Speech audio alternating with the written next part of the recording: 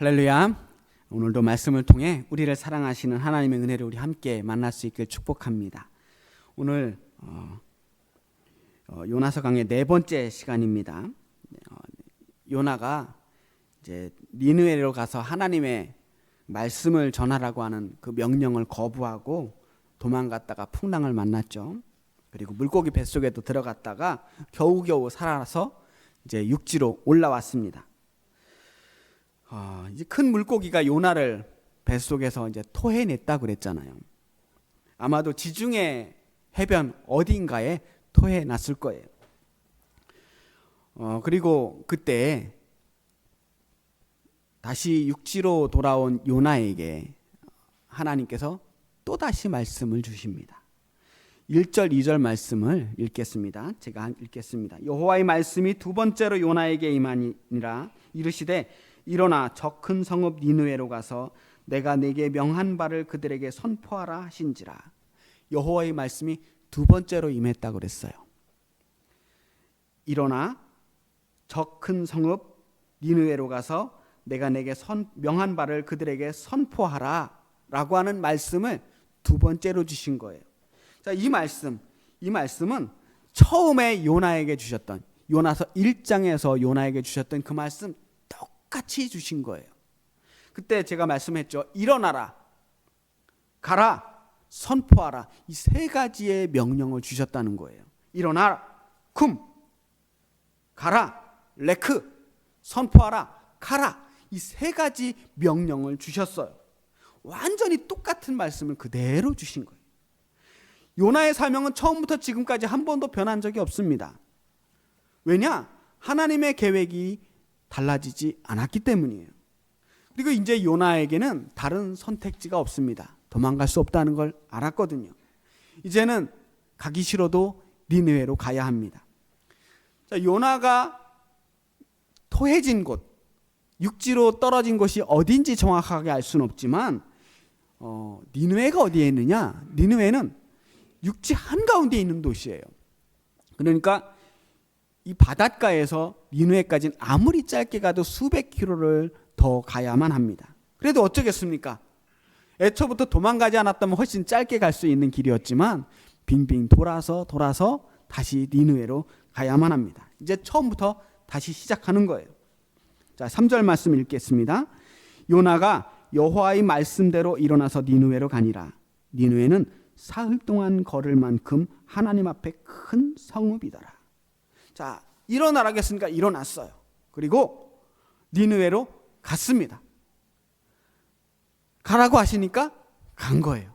이제 선포하라고 했으니까 선포해야죠. 자, 얼마나 오래 걸렸는지는 모르지만 마침내 니느웨에 도착을 했고요. 그 니느웨에 도착했더니 니느웨는 생각보다 훨씬 큰 성읍이었습니다. 사흘 동안 걸을 만큼 하나님 앞에 큰 성읍이다라고 했어요. 이 사흘 동안 걸을 만큼이 얼만큼 큰 성읍일까요? 이 문장만 보면 우리가 정확하게 감을 잡을 수가 없어요. 그런데 니느웨라고 하는 성은요, 고고학적으로 이미 발굴이 된 도시입니다. 이라크 북쪽에 있는 도시인데요, 정사각형으로 둘러진 성벽이 크게 있어요. 그 성벽으로 에워싼 이 도시가 성벽 높이만 해도 30m가 넘고요. 성벽 둘레가 한 13km 정도 됩니다. 면적으로 따지면 한 220만 평 정도 되는 도시라고 그래요. 하여간 당시로 따지면 상당히 큰 도시입니다. 그곳을 돌아다니는데 선포하기 위해서는 적어도 3일은 걸려야 되는 큰 도시라는 거예요. 그곳에 좌우를 분별하지 못하는 사람들이 12만 명이라고 했습니다. 12만 명이 살고 있는 도시예요. 자, 이 좌우를 분별하지 못하는 사람이 어떤 사람이냐? 선악을 구분하지 못하는 니느웨 모든 백성을 다 좌우를 분별하지 못하는 사람이다라고 보면 니느웨 사람 인구가 한 12만 명 정도 되는 도시인 거죠. 아니면 이 좌우를 분별하지 못하는 사람이라고 하는 말을 오른쪽 왼쪽도 구분하지 못하는 어린아이로 해석할 수도 있답니다. 그러면 어린아이만 한 12만 명 정도 되는 도시. 그러면 대략 어림잡아 한 60만 명은 되는 더 큰 도시일 수도 있는 거예요. 정말 이래나 저래나 그 당시로 따지면 굉장히 큰 도시입니다. 왜냐하면 당시 북이스라엘 수도였던 사마리아 지역의 그 인구가 한 3만 명 정도 됐어요. 남유다 수도였던 예루살렘 인구가 한 1, 2만 정도 되는 도시였거든요. 그러기로 따지면 니느웨는 몇 배나 더 큰 도시였던 겁니다. 그러니까 이 니느웨라고 하는 도시, 사흘 동안 걸을 만큼 하나님 앞에 큰 성읍이라고 하는 이 표현은요, 왜 이런 표현을 굳이 썼냐면 그만큼 큰 도시였다라고 하는 것을 설명하기 위해서였습니다. 그냥 크기만 큰 도시가 아니라 그만큼 하나님 앞에 크다, 하나님 앞에 소중한 도시였다라고 하는 것을 말씀하기 위해서예요. 그 안에 사람들이 이렇게 많이 살고 이렇게 큰 도시라는 것은 그곳에 하나님이 지으신 피조물들, 소중한 생명들이 그렇게나 많이 살고 있는 아주 귀한 하나님의 작품들이 거기 살고 있다는 것입니다. 자, 4절 말씀 읽어보겠습니다. 요나가 그 성읍에 들어가서 하루 동안 다니며 외쳐 이르되 40일이 지나면 니느웨가 무너지리라 하였더니. 그런데 요나의 행동을 잘 보세요. 사흘 동안 걸어 다녀야 다닐 수 있는 이 큰 성읍 니느웨를 단 하루 동안 다닙니다. 하루 동안 다니면서 외치는 거예요. 그냥 아무것도 안 하고 그냥 다니기만 해도 사흘을 걸려야 되는 이 큰 도시에 고작 하루 동안 일을 하는 거예요. 사명 감당하기는 너무 싫은데 안 할 수는 없으니까 흉내라도 내는 거예요. 뭐 그렇다고 뭐 사흘 동안 다닐 길을 하루 만에 다니기 위해서 3배로 빨리 뛰어다녔을까? 우리가 요나를 알잖아요. 요나는 그렇게 성실한 사람이 아닙니다. 그냥 대충 흉내내고 있는 겁니다. 하나님, 저 가라는 대로 니네에 왔습니다. 저 그리고 선포하라는 대로 선포했습니다. 하라는 대로 다 했으니까 이제 됐죠? 이런 태도인 거예요. 제 할 일 다 했다고 하루 외치고는 더 이상 외치지 않습니다. 자, 물고기 뱃속까지 들어갔다 온 요나입니다. 정말 죽을 고비 넘기고 그 안에서 어떻게 됐든 하나님 앞에 회개하게 한다며 눈물 콧물 흘렸던 요나가 아직도 정신을 못 차렸어요. 그럼 하루 동안 뭘 외쳤느냐? 40일이 지나면 니느웨가 무너질 것이다. 이거 하나 외친 거예요. 아주 짧고 간단한 메시지입니다. 어쩌면 우리가 이런 사람들을 떠올리면 어떨까 싶어요. 전철이나 그 번화가 같은 데 가면은 길거리 전도하시는 분들 있잖아요. 그 사람들을 폄하하고자 하는 게 아니고요. 그런 이미지들 있잖아요. 예수천당 불신지옥, 아주 짧은 메시지를 계속 반복적으로 외치고 다녔을 거라는 거예요. 저는 이 노방전도에 대해서 좀 별로 썩 좋게 생각하는 사람은 아닙니다. 그런데 노방전도에 대해서 아주 기억에 남는 한 사람이 있어요. 30년 전에 제가 노원역 근방에서 살 때였습니다. 서울에 있는 노원역이에요. 노원역 근방에 육교가 하나 있는데 육교에 가면 항상 전도하는 젊은 사람이 있어요. 제가 언젠가도 한번 말씀드린 기억이 있는데요. 이 사람은 눈이 오나 비가 오나 항상 그곳에서 전도를 합니다. 사실 언뜻 보면 정신이 온전하지는 않아 보이는 사람이었습니다. 그래서 저는 요란하게 노방 전도하는 사람들 보면 저 사람은 과연 전도를 하려고 나온 걸까? 아니면 교회에 대해서 부정적인 이미지를 심어주려고 나오는 걸까? 의심이 될 때가 있어요. 지나가는 사람들한테 시비를 하거나 협박조로 이야기를 하거나 불쾌감을 주는 경우들이 상당히 많더라고요. 제가 목사인데도 가끔씩 좀 피해가고 싶은 생각이 들 때가 있습니다. 그런데 이 노원역의 이 사람, 이 젊은이는 그렇게 요란하게 전도하는 스타일도 아니었어요. 큰 소리를 지르는 것도 아니고 또 말을 많이 하지도 않습니다. 이 사람 전도는 딱 한마디만 하는 전도예요. 회개하라. 다른 말은 안 하고 딱 이 한마디만 하는 거예요. 하루 종일. 근데 이 톤이 너무 특이해서 아직도 기억에 남습니다. 회개하라. 회개하라. 이렇게 부르는 거예요. 다른 말 안 하고 이 한마디만 하루 종일 하는 겁니다. 사실 그렇게 아름다운 모습은 아니었어요. 아름다운 모습은 아니었고, 한편으로 보면 좀 우습기도 하고, 한편으로는 어쩌다가 젊은 사람이 저렇게 됐을까. 다른 일도 안 해요. 그냥 하루 종일 거기에 있는 사람입니다. 어쩌다 저 사람의 인생은 저런 인생이 되었을까 하는 걱정도 됐습니다. 날마다 그 육교위의 한 자리에서 하루 종일 같은 말만 반복하는 사람, 저 사람의 인생은 어떤 인생일까 하는 생각도 들었어요. 근데 제가 뭐라고 다른 사람의 인생을 함부로 평가할 수 있겠습니까? 저는 이해할 수 없었지만, 그리고 저는 그렇게 큰 그 사람의 그 한마디로 큰 변화가 당장 일어나지 않았지만, 그럼에도 누군가는 그 사람의 그 회개하라고 하는 음성을 듣고 가슴에 울림이 있었을 수도 있잖아요. 정말 가슴으로 회개하는 사람이 한 사람이라도 있었을 수 있잖아요. 그런 생각이 들더라고요. 뿐만 아니라 사실은 30년이 지나도록 아직도 그 사람을 기억하고 있는 사람이 있어요. 저죠. 그 회개하라고 하는 말씀을 기억하게 할 수 있는 그 사람, 한 사람의 마음에 어떤 깊은 인상을 심어줬던 그 사람의 그 행동이 결코 의미 없는 행동은 아니었겠구나라는 생각도 듭니다. 제가 왜 이 사람 이야기를 하냐면요, 요나라고 하는 사람의 이 선포는, 노방 전도는 어쩌면 그 청년의 전도보다도 못한 전도였다는 생각이 들어요. 왜냐? 이 요나가 니느웨에서 선포했던 이 메시지는요, 하나님의 마음, 하나님의 뜻이 제대로 담겨 있지 않기 때문입니다.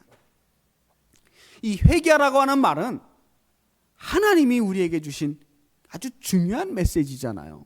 근데 요나에게는 그러한 하나님의 마음이 담겨 있지 않아요. 하나님이 요나에게 니느웨로 가서 말씀을 선포하라라고 말씀하신 건 니느웨 사람들에게 무슨 재난 문자 보내듯이 앞으로 있을 멸망을 미리 예고해 주기 위해서가 아닙니다. 근데 요나 메시지는요, 그냥 재난 문자예요. 뭔 일 있으면 문자로 막 오듯이 40일 지나면 니느웨가 무너집니다. 그게 끝입니다. 니느웨가 왜 무너져야 하는지, 그럼 니느웨 사람은 지금 뭘 해야 하는지 아무 말도 하지 않습니다. 하나님 분명히 말씀하셨잖아요. 그 악독이 내 앞에 상달되었다. 니느웨의 악독이 내 앞에 상달되었기 때문에 내가 그 니느웨를 심판하려 한다라고 말씀해 주셨는데 이 말씀을 전하지 않아요. 앞뒤 다 잘라먹고 니느웨 심판한다는 이야기만 전하고 있잖아요. 요나는 니느웨 사람들에게 이 말을 전해줘야 됐어요. 당신들의 악독이 하나님 앞에 상달되었습니다. 당신들의 죄악이 하나님 앞에까지 올라갔습니다. 당신들이 죄를 지었기 때문에 하나님께서 이제 니느웨를 심판하려고 하십니다. 멸망하게 될 것입니다. 이제 40일 지나면 멸망할 텐데, 그러니 지금이라도 당신들 회개하고 돌이켜야 합니다. 이 말을 전해줬어야죠. 이게 선지자가 선포해야 할 온전한 메시지입니다.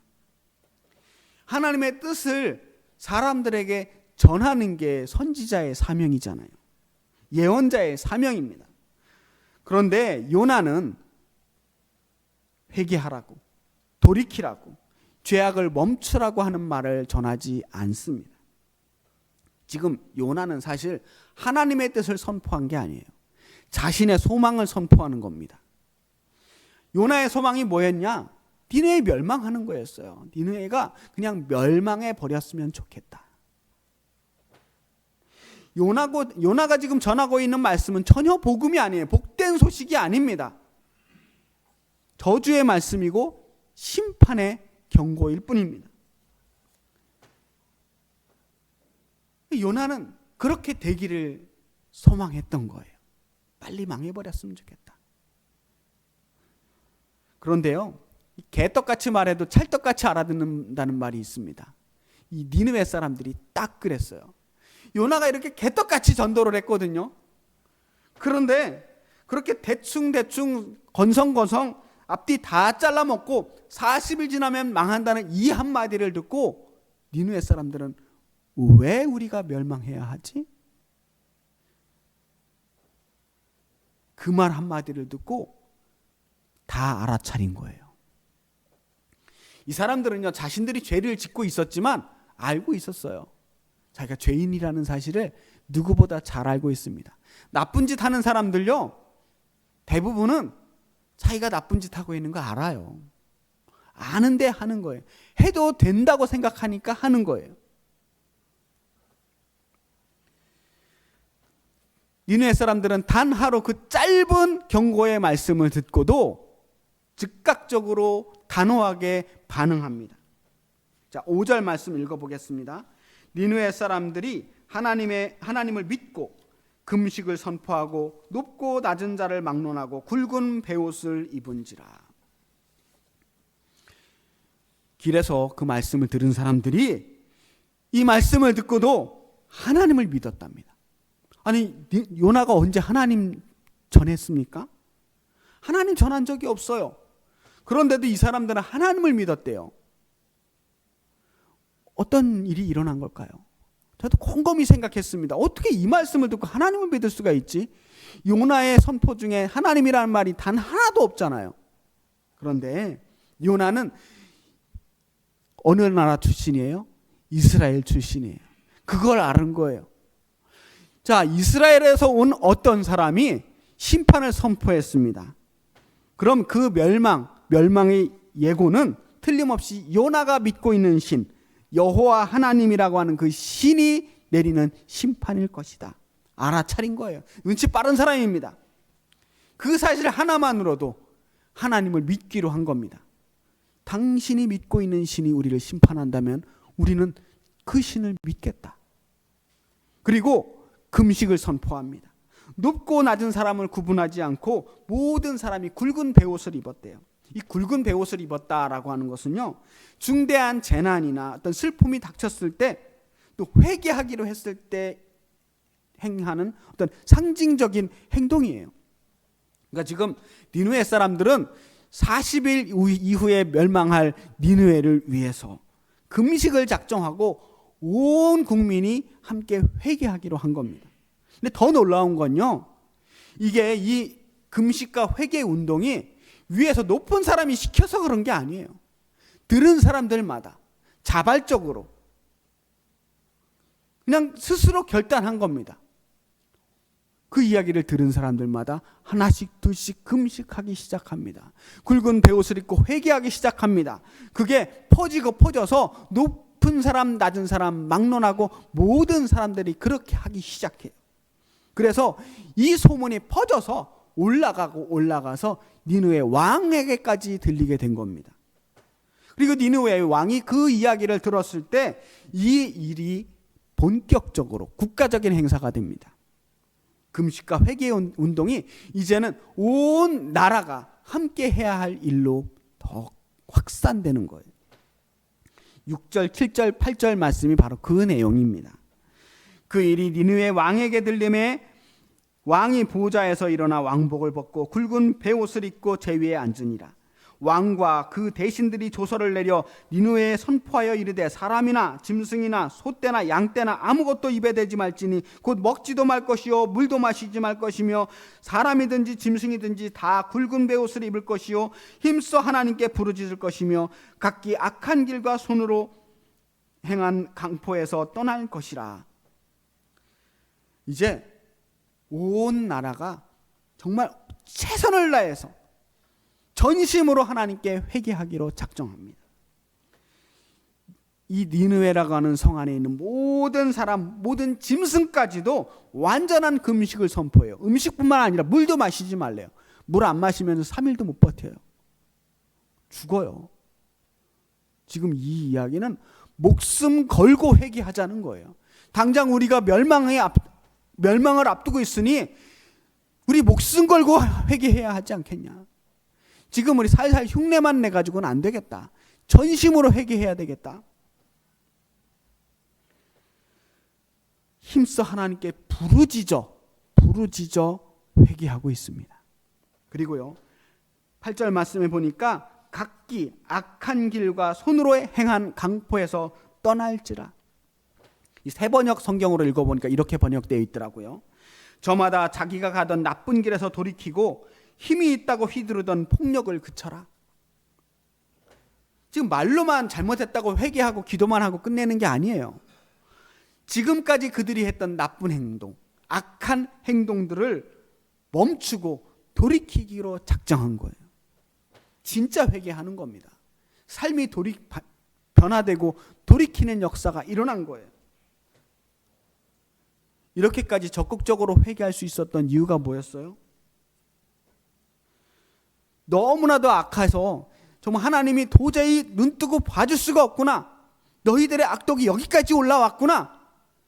멸망할 수밖에 없겠구나라고 마음먹을 정도로 악독했던 이 니느웨가 하루아침에 이렇게 변화될 수 있었던 이유가 뭐였을까? 어떻게 이렇게 갑작스러운 회개를 할 수 있었을까요? 9절 말씀 우리 함께 읽어볼게요. 9절 말씀 시작. 하나님이 뜻을 돌이키시고 그 진노를 그치사 우리가 멸망하지 않게 하시리라. 그렇지 않을 줄을 누가 알겠느냐 한지라.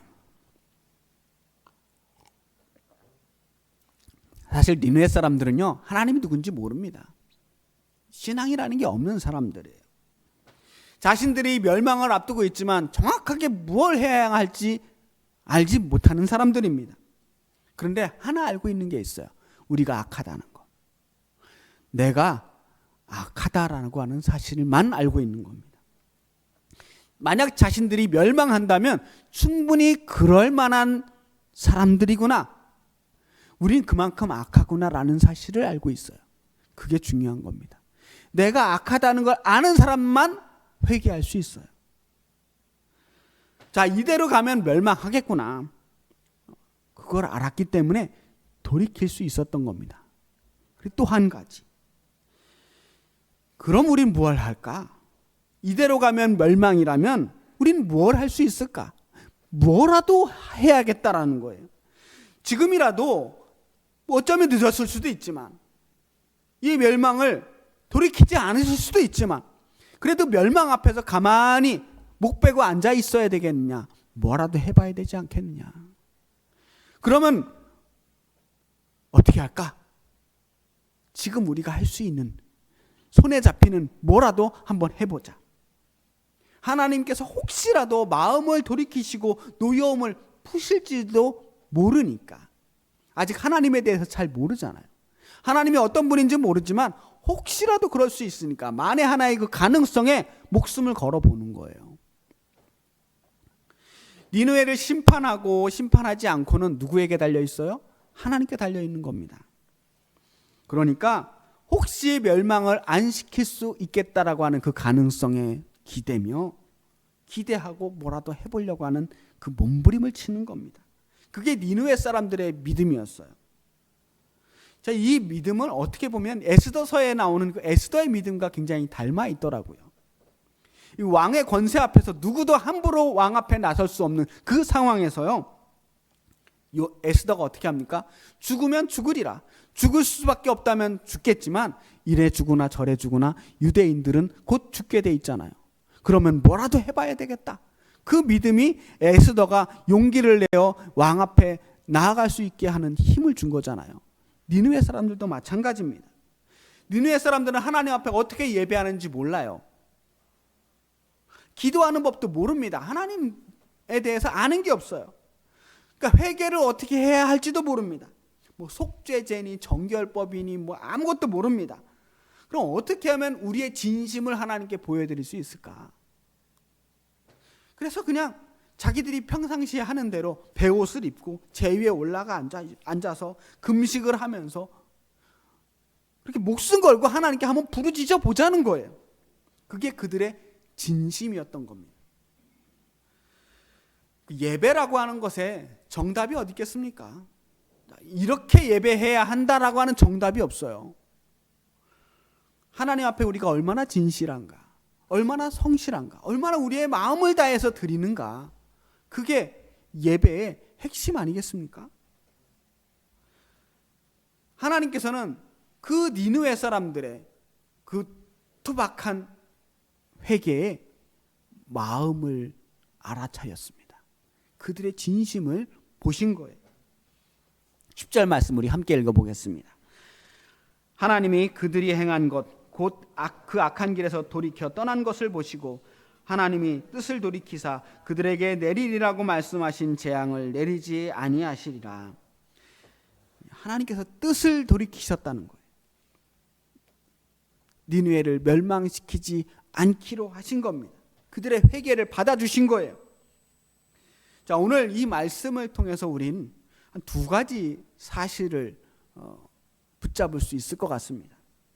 첫 번째는 하나님께서는 요나의 불성실함에도 불구하고 하나님의 뜻을 이루어 가신다라고 하는 겁니다. 요나는 도망쳤어요. 물고기 뱃속까지 들어갔어도 정신을 못 차렸어요.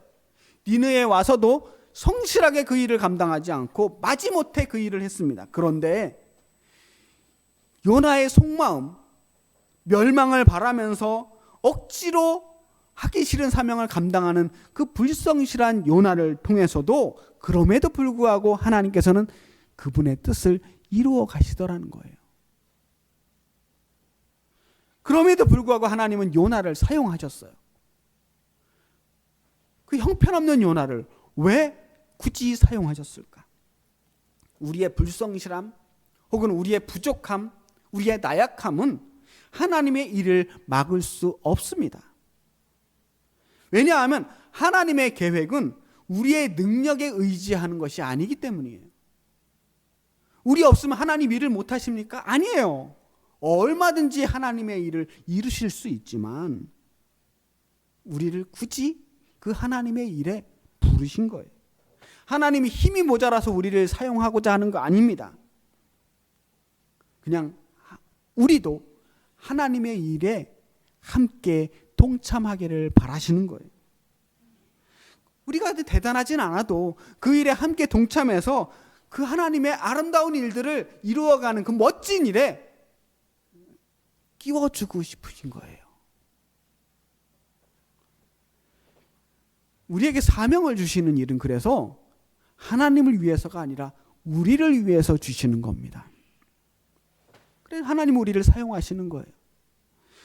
우리를 통해서 대단한 일이 이루어진다고 혹시 그런 일이 일어난다고 했을 때에도 사실은 우리가 대단해서 그 대단한 일을 이루는 게 아니고요.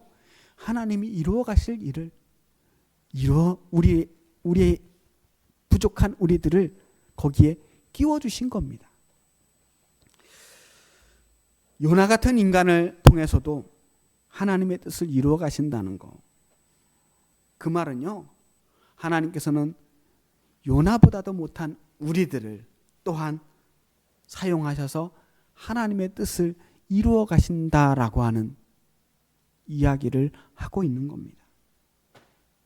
하나님은 계속해서 하나님의 그 위대한 일에 우리들을 초청하고 부르십니다. 난 너희들과 함께 이 일을 하고 싶다. 난 너희들과 함께 이 멋진 일을 이루어가고 싶다. 그래서 사명은 우리에게 놀라운 초청이자 축복인 것입니다.